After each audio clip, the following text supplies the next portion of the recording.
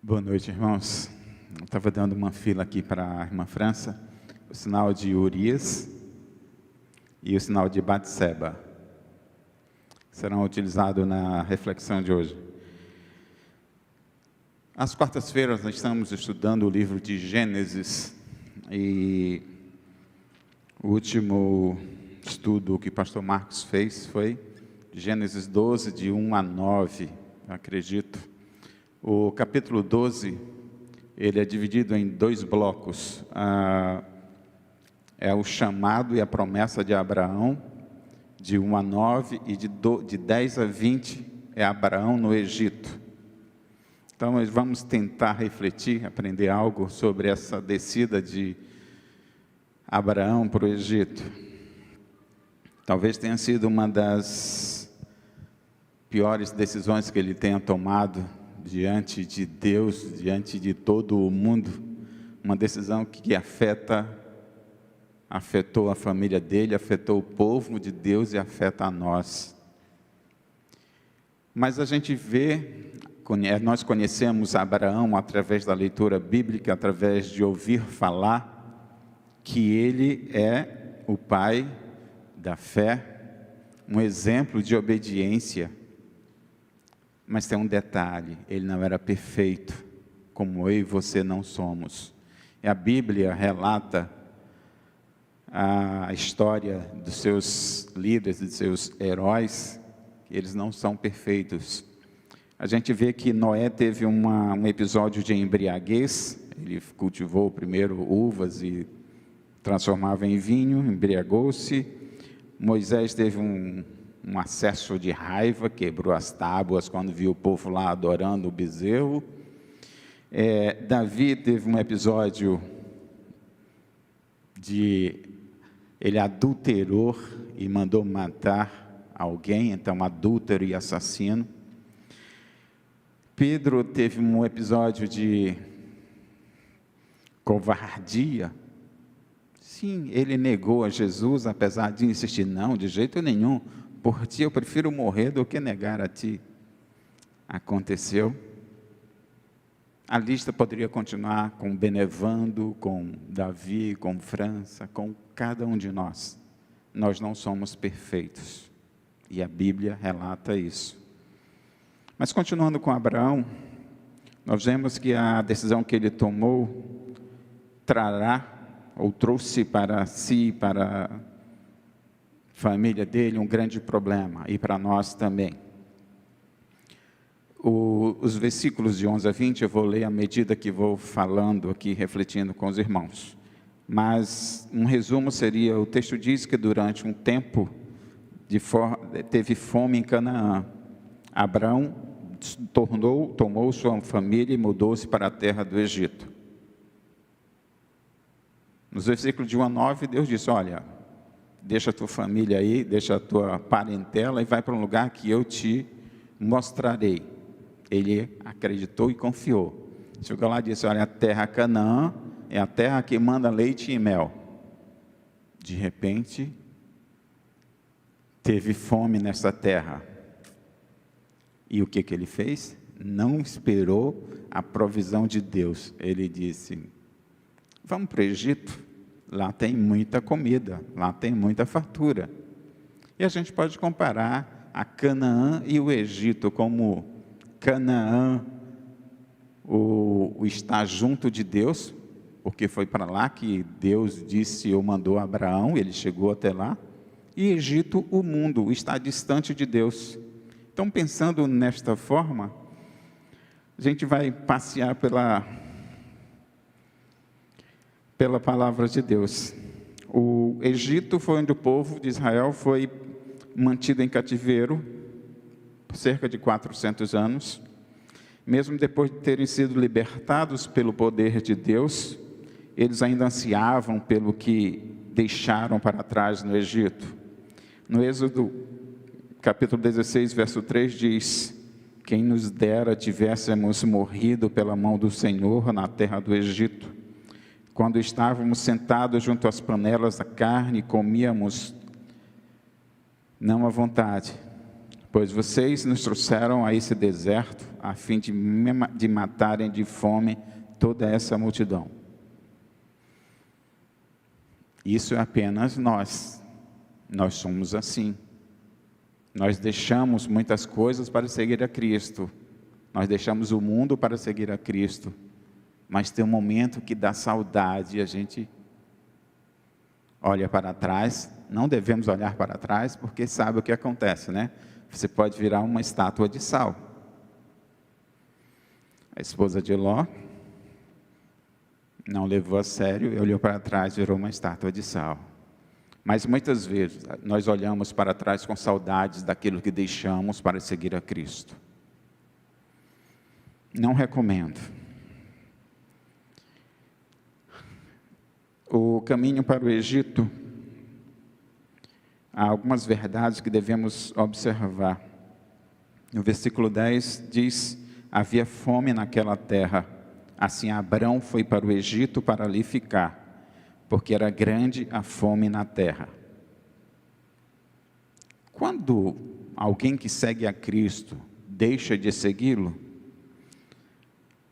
ele vai experimentar algumas coisas que não experimentaria seguindo a Cristo. O lugar prometido por Deus a Canaã, ele deixou e foi para o Egito, para o mundo. Jonas ouviu Deus dizer: vai para Nínive. Ele fez o quê? Ele desceu para Jope, desceu para o navio, desceu para o porão do navio e desceu para o fundo do mar, até ser encontrado por um peixe. Então, quando nós deixamos de seguir a Cristo, a nossa vida vai em declive, vai descendo. E isso aconteceu com muitos personagens bíblicos e com Abraão também. Canaã representava o melhor de Deus para Abraão, ou para Abrão. A terra de Canaã era onde ele deveria estar. O melhor lugar é estar no centro da vontade de Deus, mesmo que esse lugar seja difícil. Conhecemos a história de José, os irmãos dele. José, o sonhador, contava histórias, sonhos, e os irmãos dele já não aguentavam mais. O que fizeram com ele? Venderam como escravo. E em Gênesis 50, versículo 20 diz: vocês planejaram o mal contra mim, porém Deus o tornou em bem. José estava no centro da vontade de Deus. A fome em Canaã não foi um castigo pelo pecado, ao contrário, foi um teste de fé. Abraão deixou o melhor de Deus e fugiu do teste de Deus. A fé sempre será testada. Tem um hino que a gente canta: nossa fé com Jesus contemplará. Nós não vamos cantar esse hino hoje não está no programa. Mas ela sempre vai ser testada, em algum momento. O grande teste é submeter-se ao teste e confiar em Deus, em vez de fugir. Abrão preferiu escolher a abundância do Egito sobre a vida incerta de Canaã. Deus havia prometido abençoar Abrão em Canaã. Gênesis 12:2 diz: farei de você uma grande nação, e o abençoarei, e engrandecerei o seu nome. Será, ou seja, uma bênção, se tu uma bênção. Canaã também foi o lugar de descanso de Deus para Abrão. Só lá ele poderia descansar nos braços da providência e confiar em Deus para cuidar dele. O melhor lugar, repito, para estarmos é onde o Senhor nos coloca, mesmo que esse local seja difícil. Elias nos mostra em 1 Reis 17, 4 e 9, uma historinha a respeito de Elias. Você beberá água do ribeiro, e eu ordenei aos corvos que sustentem você naquele lugar. Versículo 9, levanta-se e vá a Sarepta, que pertence a Sidom, e fique por lá. Ali ordenei a uma viúva que dê comida para você. Ser alimentado por corvos, ser alimentado por viúva. Elias estava onde Deus estava mandando. No versículo 11 a 15, nós vemos: quando se aproximava do Egito, quase ao entrar, disse Sarai, sua mulher: ora, bem sei que você é uma mulher muito bonita. Os egípcios, quando virem você, vão dizer: essa é a mulher dele. Então eles vão me matar, deixando você com vida. Diga, pois, que você é minha irmã, para que me tratem bem por sua causa e por amor a você me conservem a vida. Tendo Abrão entrado no Egito, os egípcios viram que a mulher era de fato muito bonita. Os príncipes de Faraó a viram e foram elogiá-la diante de Faraó, e a mulher foi levada para a casa de Faraó. A descida para o Egito já veio uma meia mentira. Meia mentira não é meia verdade. Ela era meia irmã de Abraão, Sarai era meia irmã de Abraão. Mas Abraão mentiu. Quando o cristão mente, quando o cristão se afasta da verdade, é um dia triste para ele. Isso pode ser um episódio triste na vida de Abraão, mas também nossa, quando nós mentimos. E essa mentira foi preservada na palavra de Deus, tanto que nós estamos vendo agora. Todos nós temos aqueles momentos em que uma mentira permeia os nossos corações, para justificar as coisas que fazemos, ou as que não fazemos, ou as que permitimos que entrem nas nossas vidas. Precisamos ter cuidados, para que isso não aconteça. Abraão mentiu, Abraão se tornou a mentira. Depois que ele contou a mentira, ele começou a viver a mentira. Uma mentira sempre leva a outra. Tem um amigo que falava assim que o mentiroso tem uma boa qualidade. Ele tem uma memória muito boa, porque ele tem sempre que lembrar da mentira anterior para ir contando a próxima. Eu prefiro esquecer. Prefiro não ter uma boa memória, tanto que eu estou lendo aqui. Mas uma mentira sempre leva a outra. É isso, a gente vê claramente nas mentiras e ações de Davi após o seu encontro com Batseba. Em 2 Samuel 11, a gente vê. Vou lendo alguns trechos. Davi viu uma mulher, ela era muito bonita, mandou que a trouxessem. Ela veio e se deitou com ela. Ela voltou para casa, a mulher mandou dizer a Davi: estou grávida. O que Davi fez? Pegou informações de quem era o esposo. Olha, mande chamar Urias, o heteu. Aí quando Urias veio, ele disse: vá para sua casa, descanse. Urias não foi para casa. Aí o rei chamou: por quê? Eu digo: puxa, a arca, Israel e Judá ficam em tendas. Por que eu vou para minha casa descansar? Então, Davi usa Urias para ser o remetente de uma carta, dizendo: ponha Urias na linha de frente, onde o combate for mais intenso. Depois deixem-no sozinho para que seja ferido e morra. Uma coisa foi dando sequência. Suas mentiras, ou as nossas mentiras, sempre afetam nossas vidas. Além de Abraão mentir, além dele viver a mentira, ele acreditava na mentira. Bom, quem vive algo acredita naquilo que vive. Ele passou a acreditar na mentira mais do que na verdade que recebera de Deus. O versículo 12 nos diz que Abraão estava preocupado sobre algo que nunca poderia acontecer. Ele não poderia morrer, porque a promessa de Deus a ele não havia sido cumprida. Gênesis 12, 2 diz: farei de você uma grande nação, seja uma bênção. Em você serão benditas todas as famílias da terra.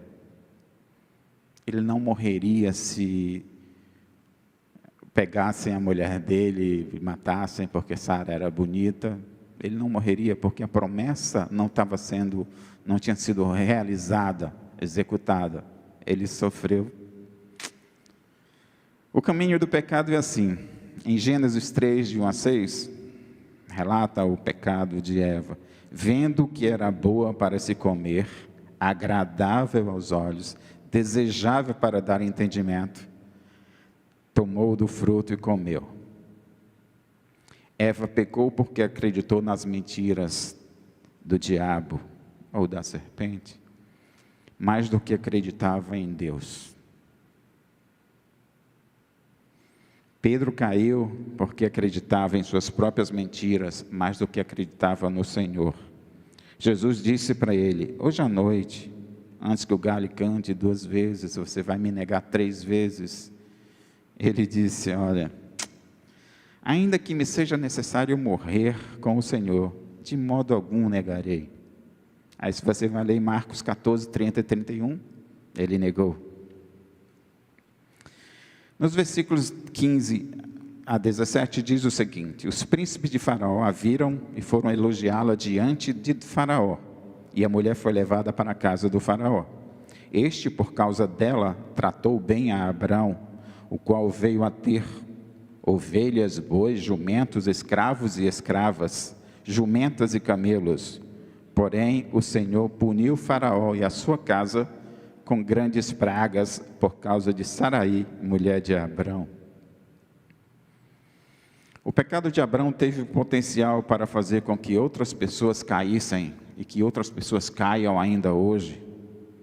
O Faraó poderia ter tomado Sarai para ser sua esposa, não tomou.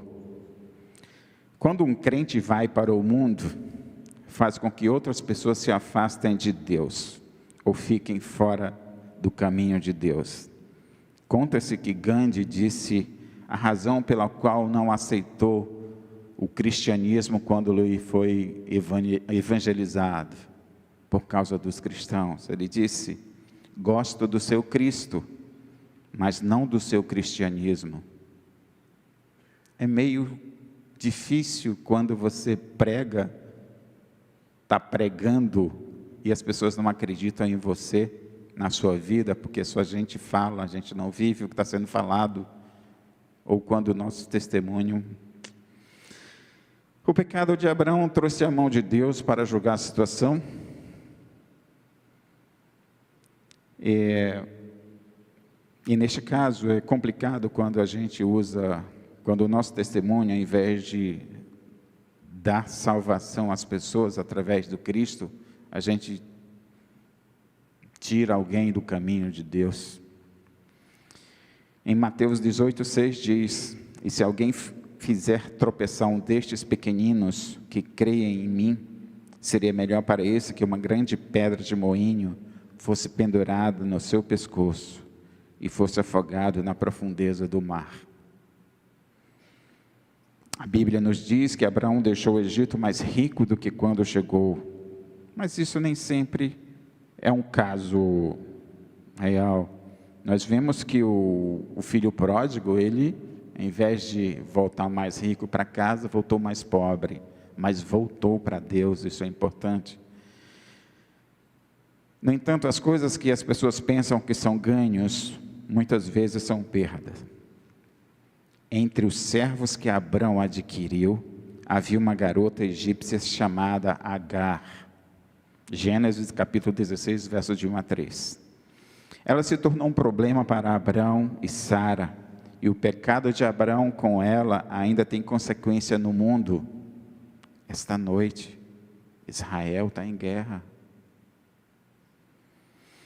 O que nós achamos que são as melhores bênçãos do mundo, muitas vezes se tornam maiores fardos. Em Mateus 6, 19 e 21 diz: não acumulem tesouros sobre a terra, onde as traças e a ferrugem consomem, corroem, e onde ladrões escavam e roubam. Mas ajuntem tesouros no céu, onde as traças e a ferrugem não corroem, e onde os ladrões não escavam nem roubam. Porque onde estiver o seu tesouro, aí estará também o seu coração. O faraó chamou Abraão, nos versículos 18 a 20. O faraó chamou Abraão e lhe disse: o que é isso que você fez comigo? Por que não me disse que ela era a sua mulher? E por que me disse que era sua irmã? Foi por isso que a tomei para ser minha mulher. Agora, pois, aqui está a sua mulher, tome-a e vá embora daqui.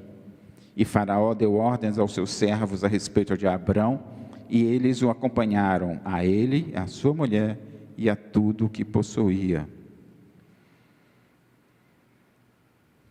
Abrão perdeu seu testemunho no Egito. Ele até é informado pelo Faraó: pegue-a e vá, leve-a daqui.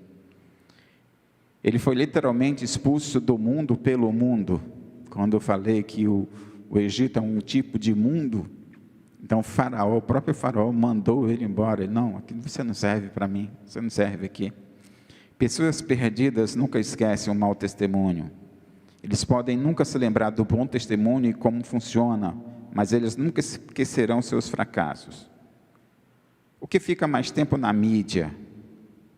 A pregação de Pedro em Pentecostes, quando 3.000 almas se converteram? Ou a negação a Cristo? E quanto a Davi e a arca que ele protegia, ele levava, fica na mente, fica mais tempo na mídia? Ou o adultério com Batseba? O que é que fica mais tempo na mídia? O mau testemunho. No Egito, Abrão não ofereceu sacrifícios, não levantou altares. Nos versículos 12, de 1 a 9, tem cerca de 3 altares, eu creio, que Abrão levantou para adorar a Deus. No Egito, ele não levantou nenhum. Ele não ofereceu sacrifícios.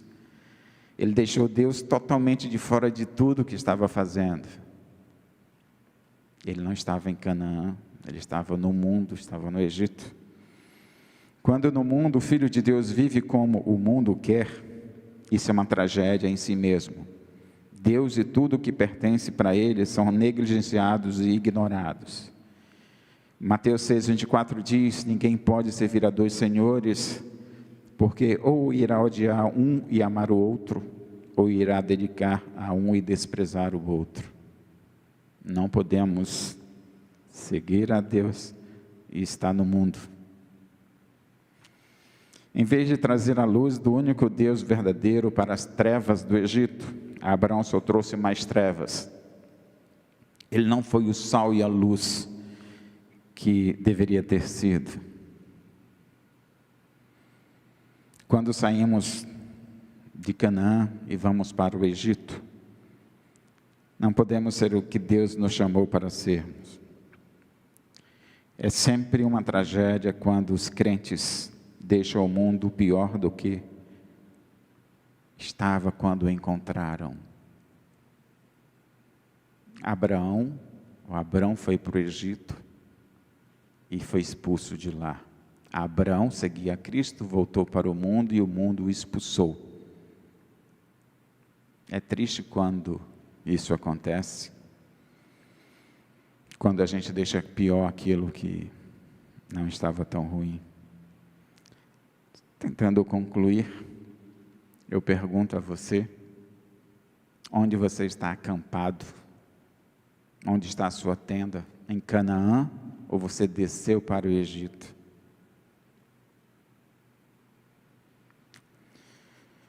Você está fixado na terra da bênção? Seu testemunho está de pé? Ou você está no mundo e o seu testemunho não é válido mais no mundo? Você não é um cristão que influencia positivamente outra pessoa? Tudo que é preciso para chegar ao Egito é um pequeno desvio aqui e outro ali. E antes que você perceba, você está a quilômetros de Deus, está a quilômetros de distância do Senhor. Você nunca vai prosperar enquanto você não estiver onde Deus quer que você esteja. A minha oração é que você volte para a casa do Senhor, ou que voltemos para a casa do Senhor, para Canaã espiritual. Reconstruamos os altares e sacrifiquemos ao Senhor.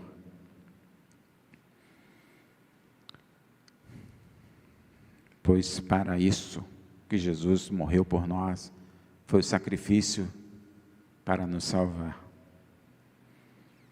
E este Deus único e verdadeiro, o Deus de Abraão, ou o Deus de Abraão, de todos os que têm a Cristo como Senhor e Salvador de suas vidas, louvemos. Ao Deus de Abraão louvai, do vasto céu, Senhor, eterno e poderoso Pai e Deus de amor, imenso é seu poder, que terra e céu criou. Louvor, minha alma vos vai render ao grande eu sou. Que Deus nos abençoe, que Deus use, continue sendo bom, Ele é bom o tempo todo. Ele não castigou Abraão, mas usou de bondade para com ele. Que Ele use sempre de bondade para conosco.